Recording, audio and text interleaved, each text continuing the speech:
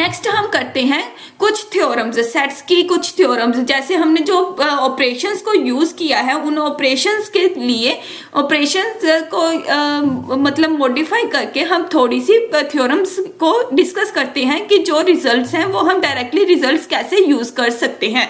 अब देखो, जो सबसे पहला रिजल्ट है वो क्या है, A union A is equal to A and A intersection A is equal to A. ठीक है, अब देखो ये हमारे पास एक यूनिवर्सल सेट है, ठीक है, उसमें एक सेट ए ही है, ठीक है। अब ये वाला सेट भी ए है और उसके ऊपर अगर हम ए ही लिखेंगे तो उनकी यूनियन भी ए ही होगी और उसके इंटरसेक्शन भी ए ही होगी।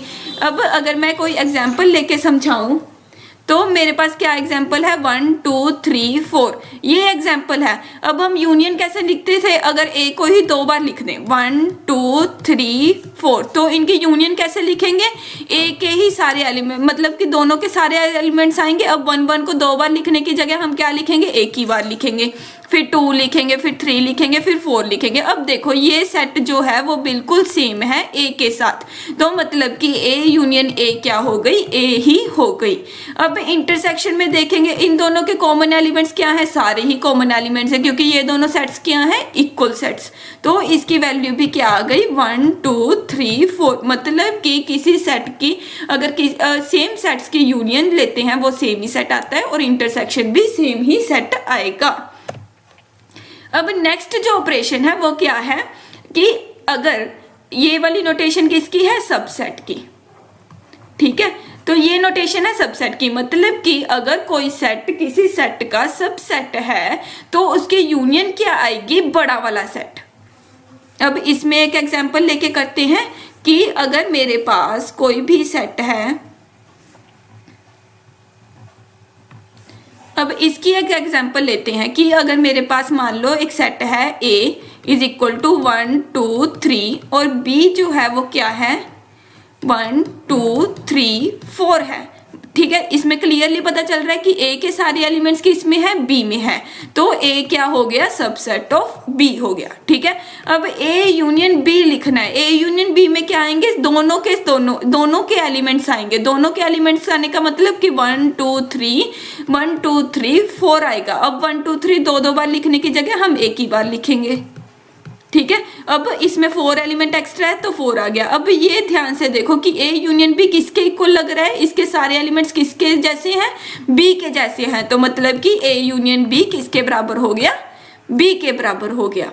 ऐसे ही अगर हम A इंटरसेक्शन B निकालेंगे तो A इंटरसेक्शन B कैसे आएगा, दोनों में जो कॉमन एलिमेंट्स है, दोनों में कॉमन एलिमेंट्स क्या है, 1 2 3, ठीक है, ये दोनों ये तीनों कॉमन एलिमेंट्स है तो इसकी वैल्यू क्या आ गई, 1 2 3।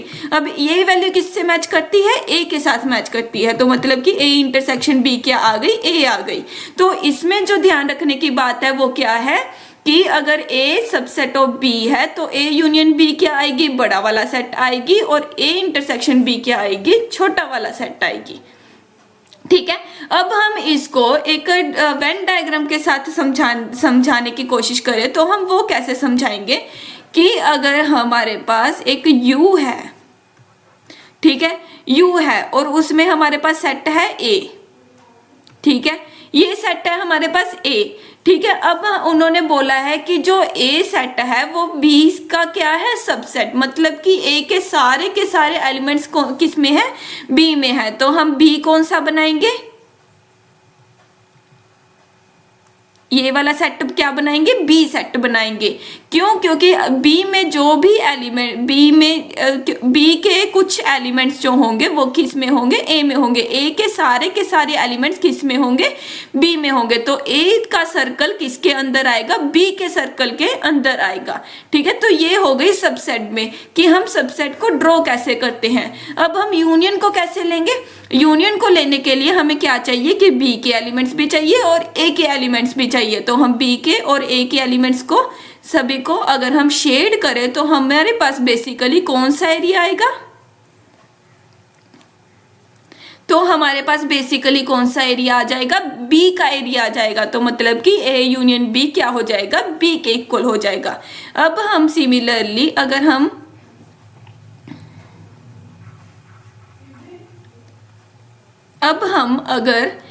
इंटरसेक्शन की बात करें तो इंटरसेक्शन के लिए हम क्या देखते होते हैं कि कॉमन एरिया, दोनों का कॉमन एरिया कौन सा है।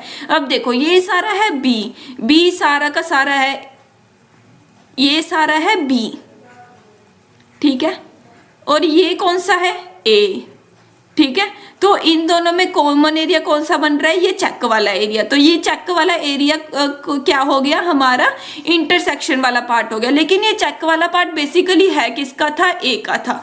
तो मतलब कि इंटरसेक्शन की वैल्यू क्या आ जाएगी, ए आ जाएगी, ठीक है। अब हम करते हैं थर्ड प्रॉपर्टी। थर्ड प्रॉपर्टी क्या है कि ए यूनियन फाई क्या होगा, ए होगा। अब देखो ये सारा का सारा सेट कौन सा है, हमारा ए है। अगर हम इसकी यूनियन मतलब इसकी यूनियन किसी खाली सेट से करें जिसमें सेट में कुछ भी नहीं है, तो इसकी वैल्यू क्या आएगी, ए ही आएगी। अगर हम इसकी यूनियन किसी खाली सेट से करें, ठीक है, तो यूनियन में कौन से एलिमेंट आएंगे, जो दोनों में मौजूद है। दोनों में कौन कौन से हैं, 1 2 3, और इसमें तो कुछ है ही नहीं। तो यूनियन में कौन से वाले एलिमेंट्स आ जाएंगे, सिर्फ 1 2 और 3 ही आएंगे। तो मतलब कि ए यूनियन फाई की वैल्यू क्या आ जाएगी, 1 2 और 3, ठीक है।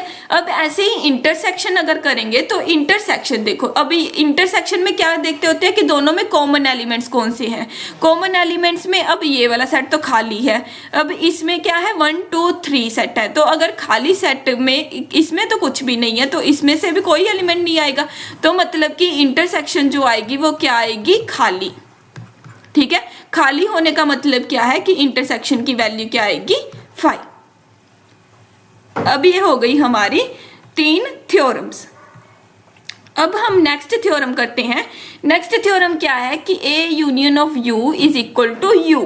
अब ये भी वैसे ही है कि अगर हम एक वेन डायग्राम बनाएं यू और उसमें लिख दे ए, ठीक है, तो यू कौन सा है, ये वाला, ये सारा का सारा ही क्या है, यू है, क्योंकि यूनिवर्सल सेट में तो सारे आते ही हैं, ठीक है। और ए कौन सा है, ये वाला, ठीक है। अब हमें यूनियन के लिए क्या चाहिए, दोनों का एरिया चाहिए। दोनों का एरिया होने का मतलब कि ये वाला सारा का सारा सेट कौन सा आ जाएगा, यूनियन में आ जाएगा। लेकिन ये सारा सेट रिप्रेजेंट किसको करता है, यू को करता है। तो ए यूनियन यू क्या आ जाएगा, यू। ये बेसिकली हम इन दोनों को कैसे भी कर सकते हैं कि फाई हमें पता है कि सबसेट क्या होता है, ए का सबसेट होता है, ठीक है। तो इसके यूनियन, तो इन दोनों की यूनियन क्या आएगी, बड़ा वाला सेट, और इंटरसेक्शन क्या आएगी, छोटा वाला सेट। सिमिलरली जो यू होता है, ए होता है, वो यू का सबसेट होता है, ठीक है। तो इन दोनों की यूनियन क्या आएगी, बड़ा वाला सेट आएगी, और इंटरसेक्शन क्या आएगी, छोटा वाला सेट। तो इस प्रॉपर्टी को यूज करके हम इन दोनों प्रॉपर्टीज को भी इजीली प्रूव कर सकते हैं। वेन डायग्राम से भी अगर हम ए इंटरसेक्शन यू की वैल्यू निकालें तो ए इंटरसेक्शन यू में कौन सा आएगा, जो इन दोनों का इंटरसेक्शन वाला एरिया होएगा, मतलब कि ए ही आएगा। अब नेक्स्ट प्रॉपर्टी क्या है कि ए यूनियन ए कॉम्प्लीमेंट क्या होता है, यू के बराबर होता है। अब अगर इसकी डायग्राम देखें तो इसकी डायग्राम क्या आएगी कि अगर ये यू है और ये क्या है, ए, ठीक है। तो ए कॉम्प्लीमेंट का एरिया कौन सा होता है, सिर्फ ए के एरिया को छोड़ दो,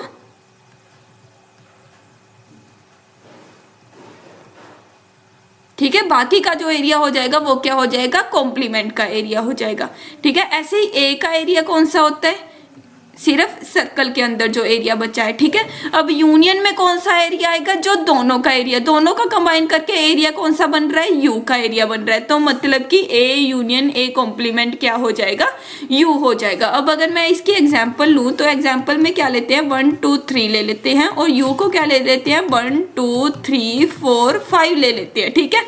तो ए कॉम्प्लीमेंट की वैल्यू क्या आएगी, यू में से 1 2 3 को कैंसिल कर दो तो हमारे पास क्या आ जाएगी, 4 5। तो ये क्या हो गई, ए कॉम्प्लीमेंट की वैल्यू हो गई। अब ए यूनियन ए कॉम्प्लीमेंट क्या हो जाएगा, 1 2 3 4 5, तो सारे के सारे एलिमेंट्स क्या हो जाएंगे, कॉम्प्लीमेंट के अंदर आ जाएंगे। लेकिन अब देखो कि ये कॉम्प्लीमेंट की वैल्यू इक्वल किसके है, यू के इक्वल है। तो मतलब कि ए यूनियन ए कॉम्प्लीमेंट किसके इक्वल आ गया, यू के इक्वल आ गया।